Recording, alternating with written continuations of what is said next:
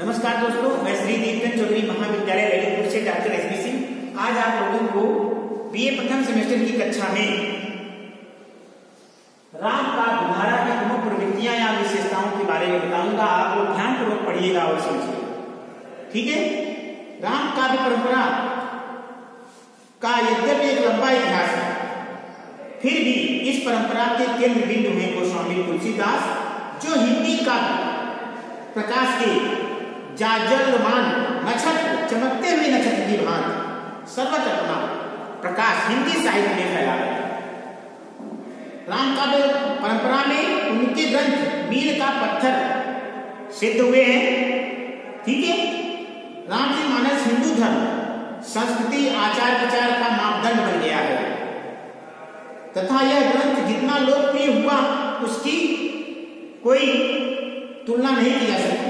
उच्च कोटि के काव्यत्व से युक्त इस ग्रंथ में मानव धर्म की अद्भुत भावना और अद्भुत व्याख्या की गई है। राम काव्य परंपरा के प्रमुख कवि होने से हम तुलसी को केंद्र में मानकर राम काव्य की प्रमुख प्रवृत्तियों की चर्चा करेंगे, ठीक है। राम काव्य की पहली जो विशेषता है वह है राम का स्वरूप। राम का स्वरूप, ठीक है। राम काव्य धारा के कवियों ने भगवान विष्णु के अवतार राम के जीवन चरित्र को आधार बनाकर अपने काव्य ग्रंथों की रचना की है। इन कवियों ने राम को परम ब्रह्म मानकर धर्म की स्थापना हेतु अयोध्या नरेश दशरथ के पुत्र में अवतार ग्रहण कर मानवीय लीलाएं करते हुए दिखाया गया है, ठीक है। मानवीय लीलाएं करते हुए दिखाया गया है, ठीक। आइए देखते हैं आगे। तुलसी ने राम के जिस स्वरूप की परिकल्पना रामचरितमानस में की है वह शक्ति, शील एवं सौंदर्य का भंडार है। राम के स्वरूप में उन्होंने एक ऐसे मानवीय चरित्र को प्रस्तुत किया है जो सबके लिए एक आदर्श और अनुकरणीय है, ठीक। तुलसी के राम लोक रक्षक हैं तथा अधर्म के विनाशक हैं एवं धर्म के संस्थापक।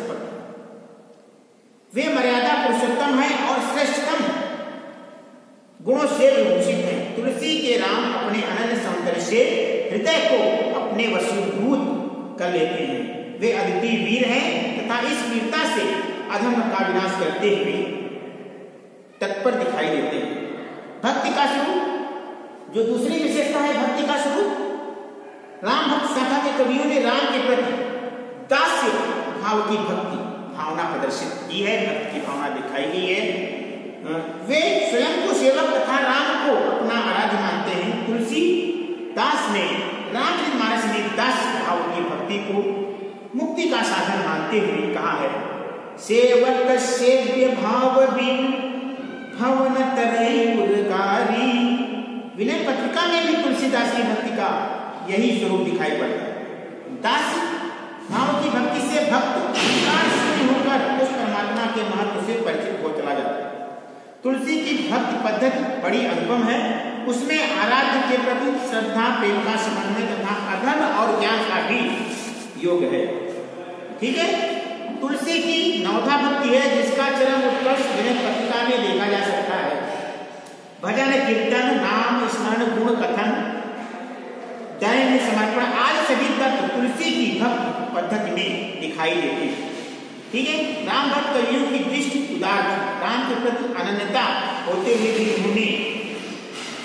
उन्होंने किसी अन्य देवी देवता के प्रति तिरस्कार नहीं दिखाया। अब तीसरी विशेषता है लोक मंगल एवं समन्वयवादी दृष्टिकोण की भावना। राम भक्त कवियों की एक उल्लेखनीय विशेषता है इनकी लोक मंगल एवं समन्वयवादी प्रवृत्ति। तुलसी के समय में समाज में अनेक प्रकार के बुराइयां व्याप्त थीं। तुलसी जाति, संप्रदाय, भाषा के नाम पर आए दिन संघर्ष होते रहते थे, ठीक। तुलसी के समय में जाति प्रथा, समाज, बाह्य आडंबर, ठीक, वर्ण व्यवस्था इत्यादि बुराइयां थी, ठीक है ना। सगुण भक्ति काव्यधारा के कवि होते हुए भी उन्होंने निर्गुण की अपेक्षा नहीं की, अपितु निर्गुण ब्रह्म को ही सगुण और साकार रूप में अवतार ग्रहण कर मानवीय लीलाएं करते हुए दिखाकर दोनों का समन्वय, निर्गुण और सगुण दोनों का समन्वय दिखाकर तुलसीदास जी ने हिंदी साहित्य में बहुत ही प्रसिद्धि प्राप्त की। ठीक है, आगे चलते हैं। मूल्यबोध एवं युगबोध। राम भक्त कवियों का उद्देश्य केवल काव्य रचना करना ही नहीं था। वे जितने उच्च कोटि के कवि थे उतने बड़े ही उपदेशक भी और समाज सुधारक भी थे। उनकी रचनाएं केवल काव्य रसिकों के आस्वाद की विषय वस्तु नहीं है, बल्कि जनता के एक बहुत बड़े वर्ग को जीवन के नैतिक मूल्यों की शिक्षा भी देते हैं। वे एक उपदेशक के रूप में भी सामने आते हैं। ठीक, भारतीय जनता का प्रतिनिधि कवि यदि किसी को कह सकते हैं तो तुलसीदास को ही कहा जाता है। इनकी वाणी की पहुंच मनुष्य के सारे भाव और व्यवहारों तक है। ठीक है, व्यक्तिगत साधन के साथ ही साथ लोक धर्म की अत्यंत उज्जवल छटा उसमें वर्तमान है। राम भक्त कवियों ने अपनी रचनाओं में युगीय परिस्थितियों का उल्लेख भी किया। गोस्वामी तुलसीदास ने रामचरितमानस में कलयुग का वर्णन करते हुए तत्कालीन मुस्लिम शासकों की शासन व्यवस्था में होने वाले अत्याचार, तदयुगीन सामाजिक बुराइयां, विकृतियां को यथार्थ रूप में चित्रण किया है। साथ ही राम राज्य के निरूपण के अंतर्गत आदर्श शासन व्यवस्था की रूपरेखा भी प्रस्तुत की है। इस प्रकार वे युगबोध के दायित्व का भी सफलतापूर्वक निर्वाह करने में समर्थ हुए। अगली विशेषता है नारी विषय दृष्टिकोण। राम काव्य में स्थान स्थान पर नारी के विषय में अपना दृष्टिकोण कवियों ने प्रस्तुत किया है। प्रायः आलोचना तुलसी के नारी विषयक दृष्टिकोण के प्रति पूर्वाग्रह रखते हुए उन्होंने नारी निंदक के रूप में निरूपित किया है। उनके इस मत का आधार तुलसी की कही गई इस प्रकार पंक्ति है। तुलसी की कही गई इस प्रकार पंक्ति है। ठीक है, आइए देखते हैं। ढोल गवार शुद्ध पचनारी जे सब तारना के अधिकारी। परंतु ये यह भूल जाते हैं तुलसीदास जी ने सीता, पार्वती, अनुसुईया जैसी नारियों के उज्ज्वल चरित्र की परिकल्पना भी करती है। नारी को सती, पतिव्रता एवं त्यागमय रूप में प्रस्तुत कर उन्हें गरिमा एवं भव्यता प्रदान की। उन्होंने नारी के कामनी रूप की आलोचना की है, कामनी रूप की निंदा की है, भामी रूप की नहीं। नारी के पतिव्रत धर्म की प्रशंसा करते हुए तुलसीदास कहते हैं कि धन्य नारी पतिव्रत अनुसरी। ठीक है, आइए आगे देखते हैं। नारी के प्रति इन कवियों का दृष्टिकोण तत्कालीन परिस्थिति पर अनुरूप ही था। नारी की पीड़ा का जैसा अनुभव इन्होंने किया वैसा बहुत कम कवि कर सकते हैं। अतः हमें पूर्वाग्रह से मुक्त होकर इनके नारी संबंधी दृष्टिकोण की परीक्षा नहीं करनी चाहिए। ठीक, प्रबंध। अगली जो विशेषता है प्रबंध यानी विविध काव्य शैलियों, प्रबंध काव्य एवं विविध काव्य शैलियों का प्रयोग। राम भक्त में अनेक प्रबंध काव्य लिखे गए। राम काव्य धारा में अनेक प्रबंध काव्य लिखे गए। ठीक, और अनेक काव्य शैलियों का प्रयोग किया गया। वे कविता करने में सिद्धहस्त थे। अतः किसी एक विशेष शैली में ही नहीं अपितु अनेक प्रकार की शैलियों में क्या पारंगत और कुशल थे। राम, यही कारण है कि राम काव्य की रचना अनेक प्रकार की शैलियों में हुई है। तुलसी ने रामचरितमानस रचना प्रबंध काव्य के रूप में की है और दोहा चौपाई शैली में, जबकि कवितावली की रचना कवित्व सवैया शैली में मुक्तक काव्य के रूप में की गई। विनय पत्रिका में पद शैली को तथा बर्वे रामायण में बर्वे शैली को अपनाया गया है।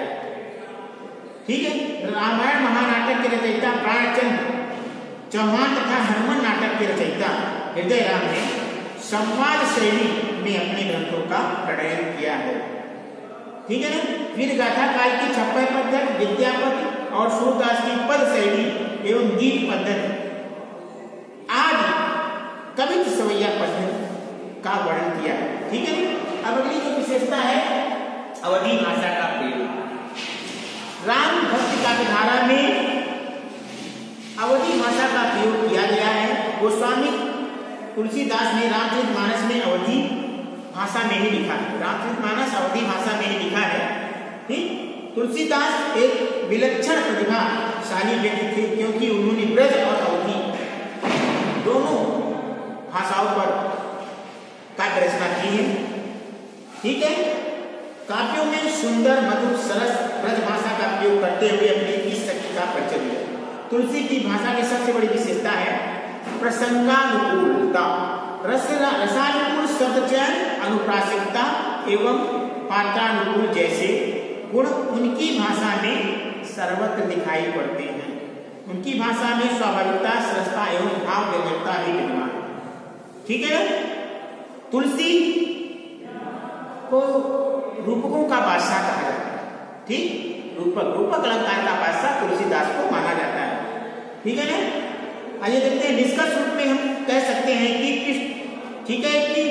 कृष्ण काव्य की तुलना में भक्तिकालीन राम काव्य भले ही परिमाण की दृष्टि से कम हो, किंतु अपनी गरिमा एवं उदारता के कारण ही हिंदी काव्य में राम भक्ति काव्य धारा सर्वश्रेष्ठ है। भक्ति रस से सराबोर इन कवियों की वाणी ने जनता को आशा, उत्साह एवं स्फूर्ति का संदेश दिया है। यही कारण है कि गोस्वामी तुलसीदास द्वारा रचित प्रसिद्ध महाकाव्य रामचरितमानस आज राजा से लेकर रंक तक, धनी से लेकर निर्धन तक, विद्वान से लेकर मूर्ख तक सभी घरों में विराजमान है।